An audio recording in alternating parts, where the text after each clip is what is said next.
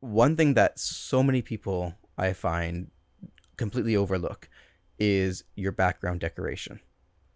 Like for you, you might have been setting up for an hour or two with your technology.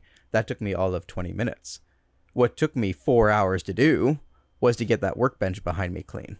Right. So, like I'm always working on this project or that project, and it's always a cluttered mess. Yeah. And so I had to find homes for it all. And realistically, we're working at home now, so my bed is right there. So if I used my laptop webcam, it would show my bed and my shelf and my laundry basket, and that would be hugely unprofessional. Mm-hmm. And I wouldn't recommend anyone go on stream with that in your background. I hadn't really thought about it, but the setup that I have is relatively easy to replicate because I just have a blue screen that's, 6 or 7 feet high, and then a banner behind me. So if you're a speaker and you have a banner, just find a blank wall and put it against that, and that way you don't have a background that's filled with your house. Yeah, and that's again for looking professional. Like, it's one thing if you're just visiting with friends, they can put up with you one way or another, but if you're trying to be professional, you really gotta, like, even look if you have a bookshelf behind you and it's like, oh, it's a nice little bookshelf, and for me it would be out of focus a little bit, but you really don't want to you really want to look at what's on your bookshelf as well.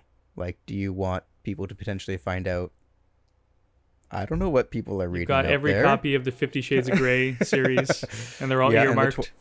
And the Twilight, and they're all, annotated and everything, So it's just a general awareness. There's no real guidelines there. It's just a general awareness that make sure your background represents who you want to be on stream and give it some significant thought. Mm-hmm.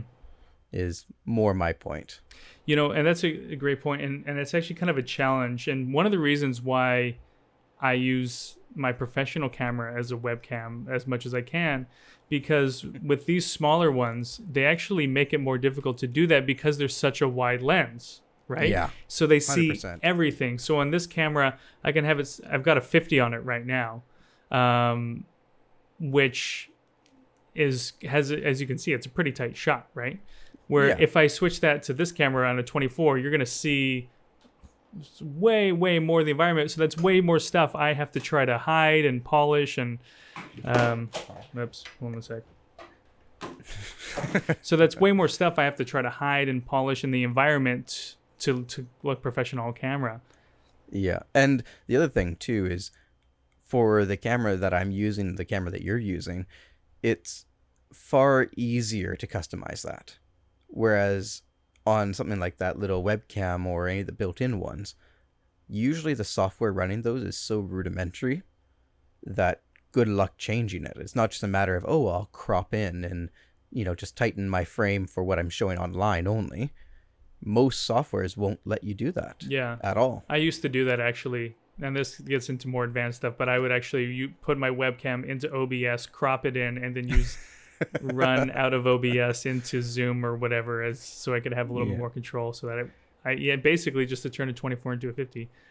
Yeah, and that would be through like the virtual cam plugin and whatnot, which doesn't work right now because Zoom has changed all their settings. But anyways, well, I think it's part of the security suite that they Probably, enabled. Is they don't want a third party in between the source and the actual call. Yeah, that could be the case. I'm sure people will figure out how to get around it soon enough. Oh, 100%. I'm just waiting for another plugin to come out. Yeah,